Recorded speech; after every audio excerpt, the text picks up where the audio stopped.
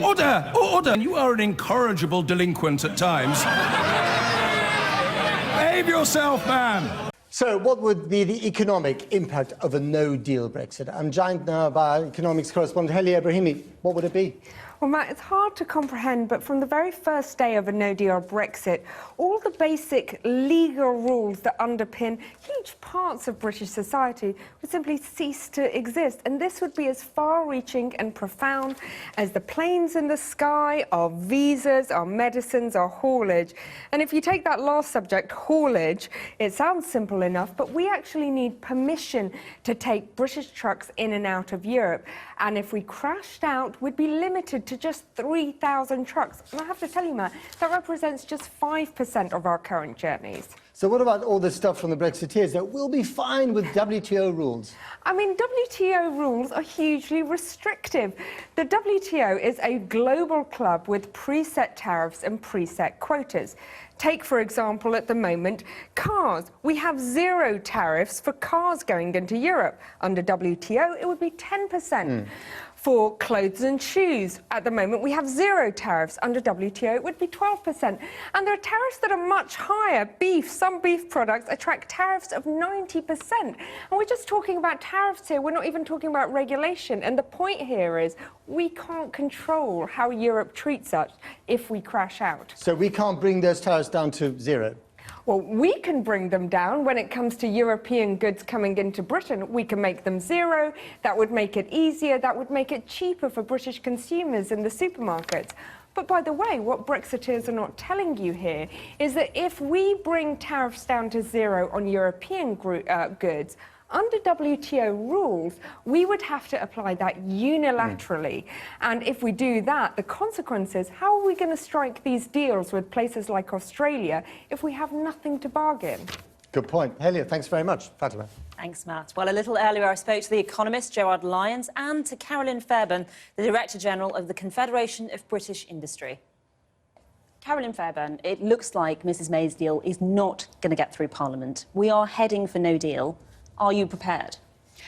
Businesses are extraordinarily anxious right now. So 100 days next week on Wednesday until we leave, and firms still have no clarity about how no deal will be avoided. But we are heading for no deal unless there is no alternative. Is that something you're willing to accept? We need to find a way not to have no deal, because the damage to jobs and employment and growth will be very significant indeed. So we know that we would have delays at customs. We know that there could be a reduction of capacity of up to 80% at Dover. This means that businesses will not be able to get their parts. It means that food will not be on shelves. We need to find a way through this to protect jobs and our economy. And I think our real worry is the economy has been lost in all of this political debate. So we do need to find a way through. It's not something we should be accepting for a moment. OK. Gerard Lyons, that's quite a doomsday scenario. Food will not be on the shelves. Well, first and foremost, I think it's important that no deal is not a rehash of Project Fear. And we've unfortunately had too much Project Fear in the last 2 years. First and foremost, no deal is about preparation, and second is about opportunity. It's quite clear from the bank I'm involved with, but also from conversations across the city, that firms and the city in general are making great progress and will be fully prepared by next spring. So preparation is a key issue, but also it's about opportunity. So there are lots of issues here. There's no doubt that some firms, if they're not prepared, and some sectors may find it a bigger shock in the near term. But just as the referendum result itself was a shock, and the economy has shown itself resilient, there's the same issue here. So we shouldn't be complacent, but at the same time we should prepare and put it in context. But Gerard, some of this is absolute fantasy. The idea that no deal can be managed is absolute fantasy. What we know is that if we don't have the withdrawal agreement, we will not have a transition period. It will be 100 days until we leave. Do we think we are ready? I think I've heard you say we are absolutely not ready. And no, I'd say that. But actually, in what we do about the jobs. I think it's very important. No one should be complacent. Absolutely, 100%. We should have been preparing for no deal over the last 2 years, but we are where we are. When you say a big shock in the short term, that big shock could have severe consequences on people's lives. Are you willing to gamble on that experiment? I'm not gambling on anything. I'm saying what needs to be done and what doesn't need to be done. It's about the government making sure that people are fully aware of the upside potential.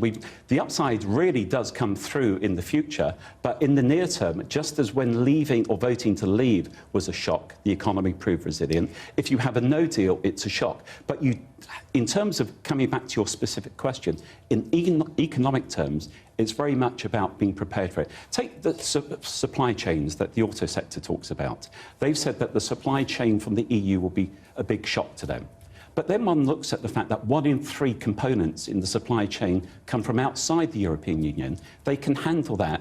Therefore, why can't they handle the supplies from the EU? Honestly, Gerard, this is delusion. No, it's not delusion. It's about. I agree with you. There will be a shock, and I don't. But we have heard from many companies in the automotive sector, from JLR to Nissan to BMW, to Mini. They are having to close their plants immediately following the Brexit date because they are so concerned. I know that many of them would move supply chains out of the UK at the cost of great number of jobs. Are you surprised that we've got to this point, that we're even talking about no deal? I am shocked, because this is something that businesses have said right from the beginning, and it's getting more and more sharp. There are 150,000 businesses out there that only trade with the EU. They do not have the systems to be able to deal with the kind of customs delays and the tariffs, £6 billion of additional tariff costs, £20 billion of additional bureaucracy.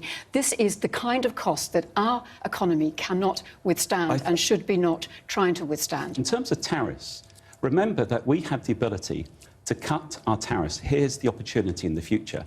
We trade on the WTO terms. We go to tariffs which are a tax on imports, can be cut to zero. The tariffs are highest on food, clothing, footwear, which hit poor people hardest, and on autos. No one should be complacent. A no deal is a shock to the system. Hence, we need, to repeat the point, to prepare for it. But at the same time, we need to keep the worries and the fears in context against the longer-term opportunity. Carolyn, WTO rules present an opportunity. WTO rules are so much worse than the current trading terms we have with the European Union. Because the tariffs are so much higher, and the regulation and the barriers are so much higher. So what's the worst-case scenario? We would face, for example, tariff barriers of up to 67% on lamb, and we currently have no tariff barriers. Remember, no deal is not crashing out or walking away. It's making sure that we have as much in place between now and the end of March. OK. And it includes... You've talked about different sectors. Let's just take the dairy farmers in Northern Ireland. They could be wiped out because of the tariffs under WTO rules. Hold on. In terms of tariffs, it's two ways. It's about tariffs coming into the country, so you cut the tariffs. So tariffs and imports can be a key component of different sectors. In terms of the agricultural sector, I think it's been highlighted in terms of farmers that they should be the sector that is helped in terms of any transition period. Sectors that are most exposed, who cannot prepare fully, should be the sectors that are given assistance in the near term to help them through what I think will be difficult times for some sectors. OK. Carolyn, if MPs can't agree in Parliament, which it looks like they're not going to, are you heading towards backing a second referendum? Business has to work with the cards in front of it.